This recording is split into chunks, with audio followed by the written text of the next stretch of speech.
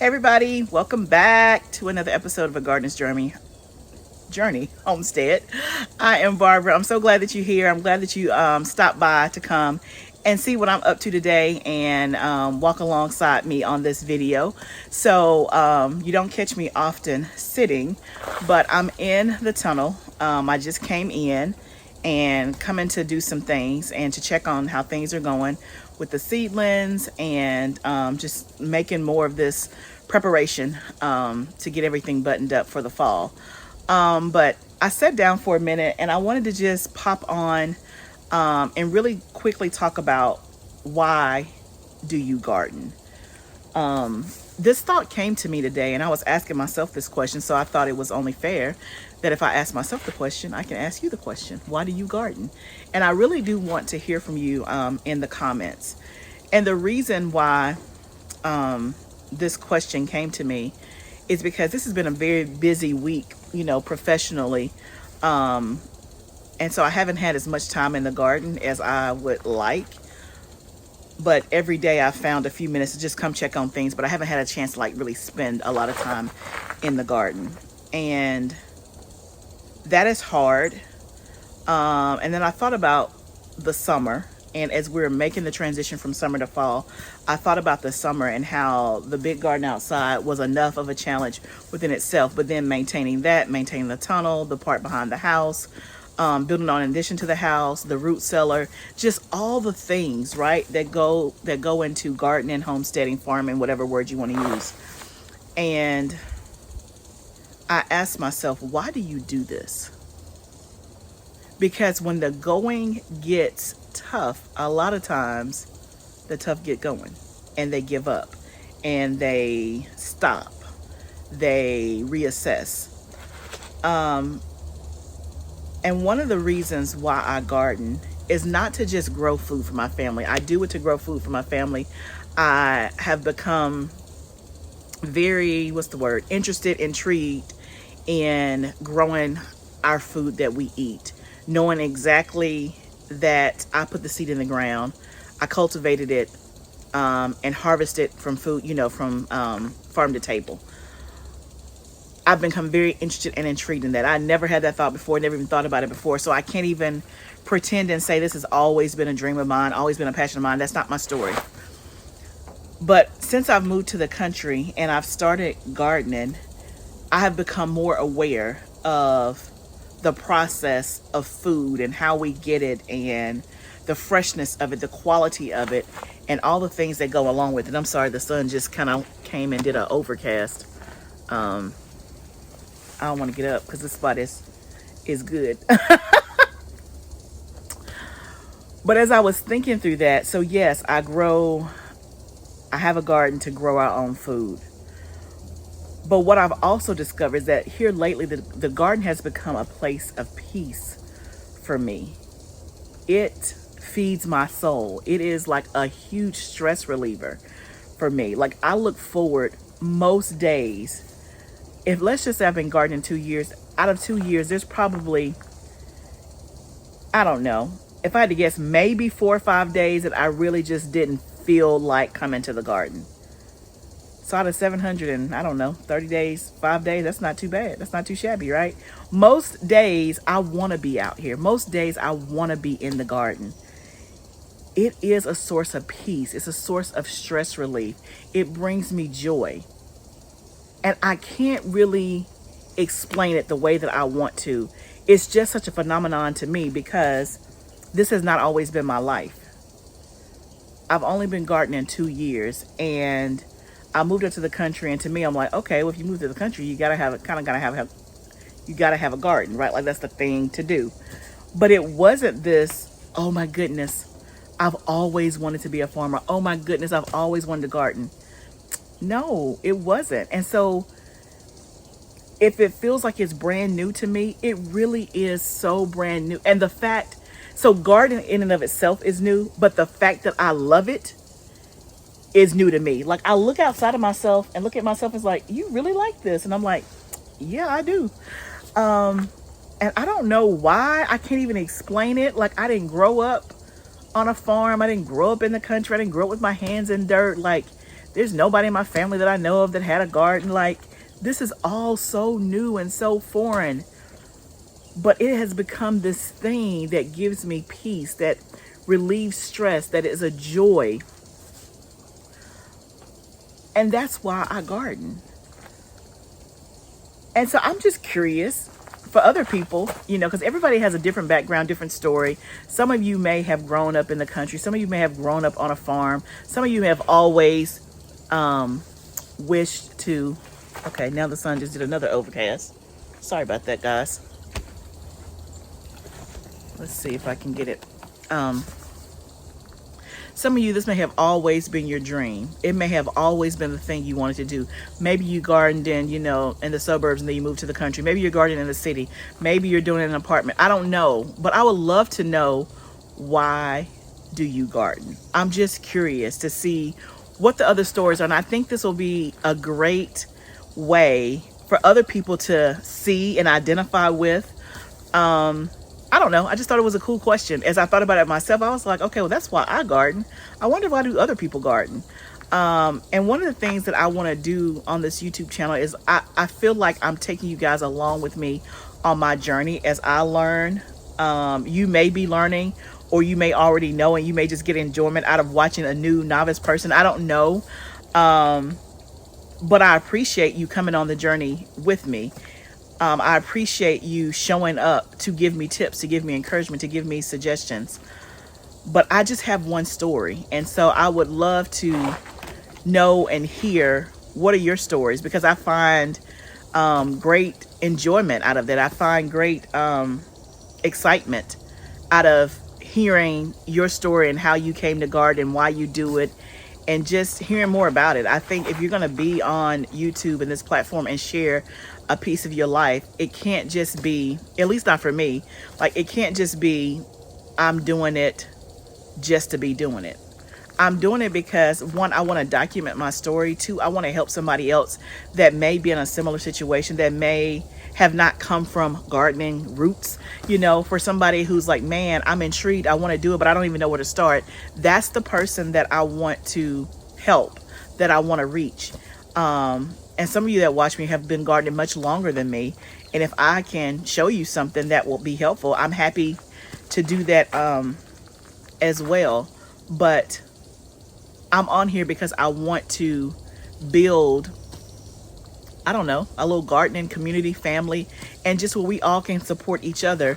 And I think it's just good to know some of the reasons of why you garden. So I would love for you to put down in the comments, tell me the top reason why you garden, and anything that you want to share, I'd be willing to read. So, okay, I've been sitting down, so the sun is like moving all around. So I guess I'll get up. So what we have on the agenda today is I'm about to water. It's like 95 in the high tunnel. It's, early afternoon. It's about probably 80 degrees outside. Feels great, feels amazing. But it's about 95 in here. So it hasn't been watered probably in about 36 hours. So I'm going to give everything a good soaking, a good watering. Sorry, bugs. I came to check on my seedlings. I'll show you how the seedlings are doing, and water those. And then I'll also show you some things I've done in the last couple of days that I didn't have the video camera turned on, to kind of just give you an update on where we are on things in the tunnel and in the outside garden. So let's go. So one of the things that I've been doing over the last couple of days, and my husband's been helping me, is we've been mulching the raised beds in the high tunnel.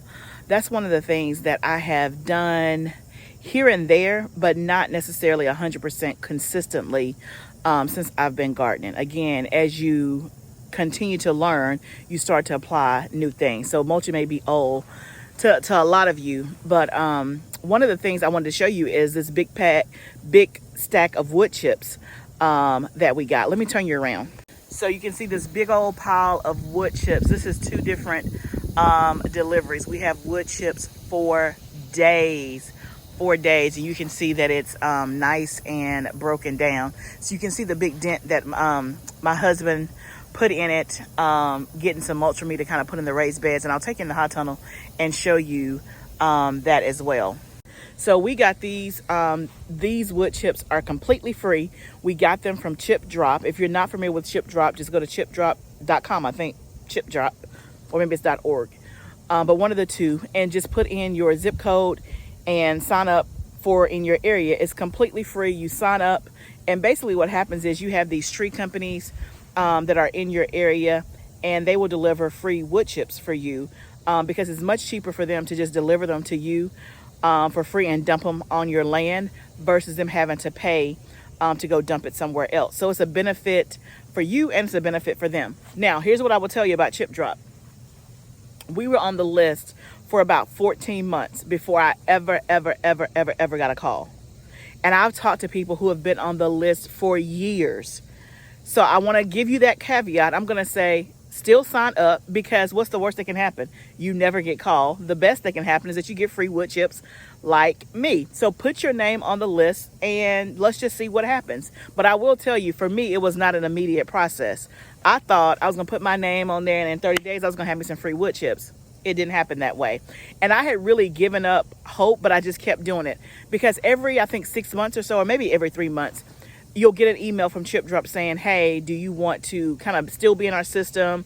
Do you want to renew? Some question like that, like, hey, do you want to still, be considered for wood chips? And so you have to kind of go in and click the button again and say, yes, I want to get free wood chips.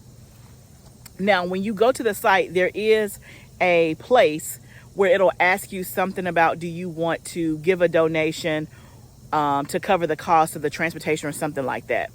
I think it's like $20. The first time I didn't do that, but then I was like, well, maybe if I give, maybe I'll go higher on the list. So I opted to say, yeah, I'll give a donation or something like that. Still nothing happened. And one day, literally out of the blue, I was in my office working. I got a call and I saw there was a tree company or whatever. And at the same time as he's calling, I see an email pop up from Chip Drop. And so I answered the phone and he was like, hey, this is such and such with such and such tree company. We're in your area. You signed up. Are you still interested in free wood chips? And I was like, yes. He was like, hey, it looks like I'm about 5 minutes from your place. Can you get them now? I was like, yes. And so he's like, okay, just tell me where to dump them. No, he verified, because in the Chip Drop, when you sign up, it'll ask you where to dump them so that if they come when you're not here, they don't have to worry about trying to find you and all that good stuff. Okay. That was my husband passing by. I heard the car coming. Okay, so you have to tell them where you want them to drop the chips. I kind of explain, where, so that way if you're not here, they can just drop them. So anyway, he was like, I'll be there in like 5 minutes. Y'all, I was so excited. I'm like, yes. So he came, he dropped the chips off. Now this is what you do. This is what you do. Now, if you don't know, I have my own business, HR consulting.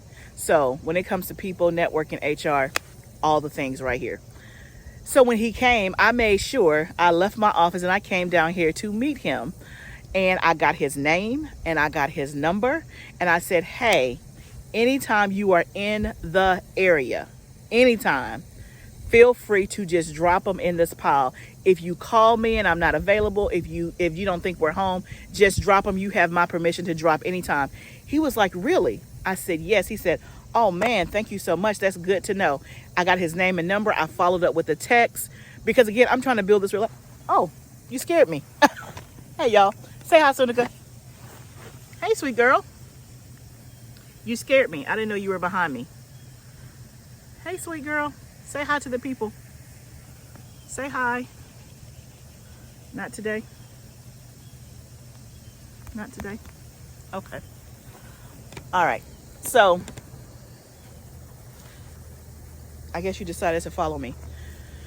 So I got his name and his number or whatever so that we could kind of, so in case, again, I can just text one day if I'm out of wood chips.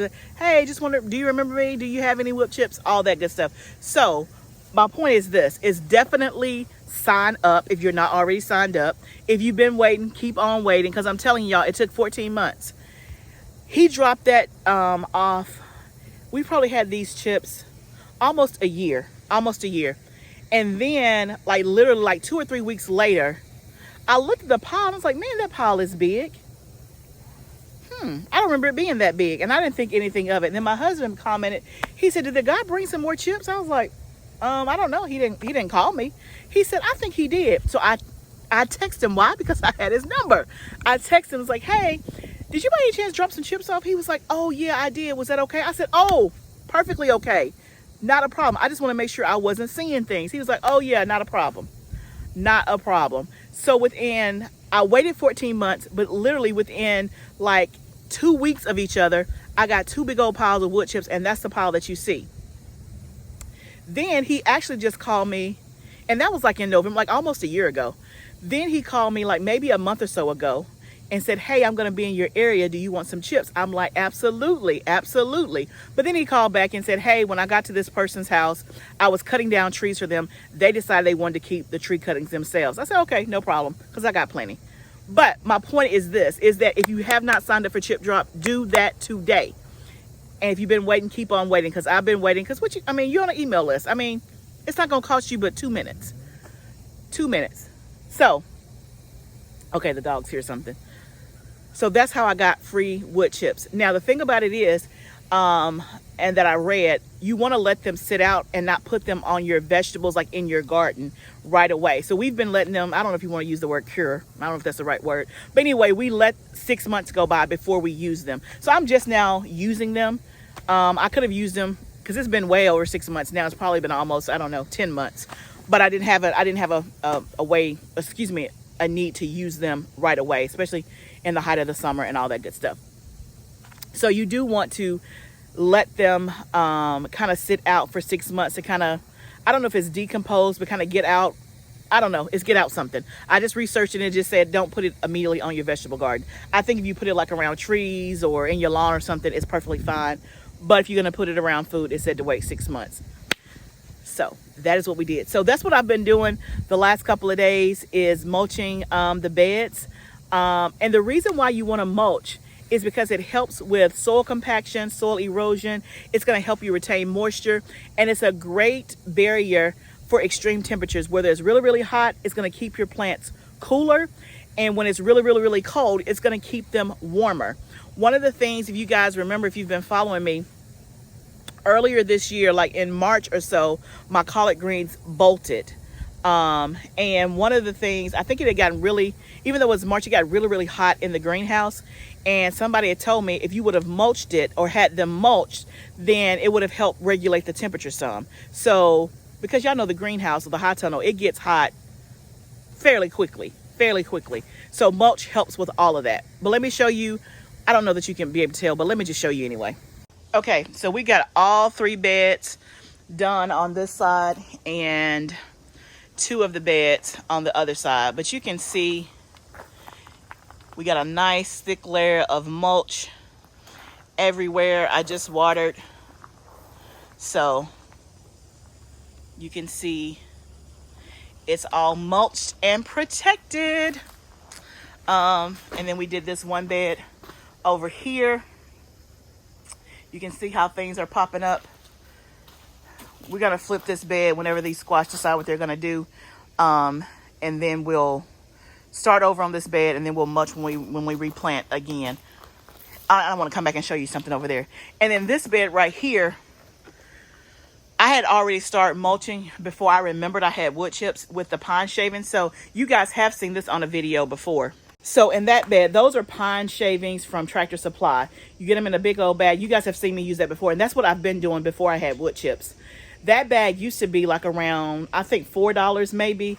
And one bag is enough for me to cover usually 2 of my 4x8 beds. That same big old thing of wood chips are now $6.99 for one bag. I got a lot of beds. Not doing it. And then I remembered, oh, I can use the wood chips. They're ready now. So I had already started doing this bed when I remembered, oh, I can do the wood chips. So I have these pine shavings in the back of the house just because I wanted to go ahead and get those protected. I already had like a couple of bags that I had bought from previous, weeks ago. So I did the back that way. And then I know it's easier for my husband to do it with the tractor down here versus trying to get him to take the tractor and take me some wood chips all the way to the back. It was just going to be too much. So in the back of the house, I'm using those pine shavings. I already had a couple of bags. I brought the last bag down here to cover it. I'm short just a little bit, as you can see. So I'll recover it that. So it's a little mismatch, but you know, it's okay. You know, it's bothering me, but I'm telling myself it's okay. It is okay. So let me show you one other thing. One other thing. Crazy, crazy, crazy, crazy. Let me show you this. Look what I found in this bed with the squash. Yukon Gold potato. If y'all remember, that the bed where the squash is where I planted Yukon Gold potatoes in the spring. I was looking at this squash bed and I noticed leaves that weren't there before. And I'm like, oh, squash is regrowing. Then I looked again. I was like, that's not a squash leaf. That's a potato leaf. Lo and behold, y'all, I have like 6 of these in the bed with the squash. The potatoes are like, I don't know, they're like regrowing back. I don't know how that happened. I've never had that happen before, especially not like in the same season. Like I planted them, I think in February. I pulled them in like May, and now it's like they're regrowing. I got potato leaves in the squash bed. Weird, but hey, I'll take it. Let me show you how the seedlings are doing. Doing good. We're having some good germination. They will be planted out in just a little bit. You can see all of that's doing well. Now these are the soil blocks we started about 3 days ago with the beets. No germination as of yet. And then we started like 4 more bok choy. No germination as of yet. So we're still waiting on these and those, but everything else that we did last week has come up with the exception of maybe like 1 or 2. So next, to finish up in the greenhouse or the high tunnel is to finish getting these rows planted. I'm still working on this. So we have the center row planted all the way down. I started on this row in the last couple of days. We're about 25% of the way. Remember, I ran out of seedlings, so that's why I started more seeds. And also, I went and bought some plant starts just to kind of get something in the ground. So I got 25% of that row done. And then, I don't know, 10% of this row done. There's some kale. And then you can see here, these are 2 of the seedlings that I just showed you on the table that I just put in. Small, but that's how they all start, right? So the seedlings, this whole row will be kale. I just got to amend this whole row, and that's where the kale will go. And then we'll put more collard greens on the left hand side. Still got to clean up this row and all of that. It just feels like it's taking forever, but little by little bit we're making progress. So my goals is to finish clearing out the garden outside. I did a video earlier this week saying final goodbye to the summer garden. We still have 2 rows left to get out, the tomatoes and the peppers.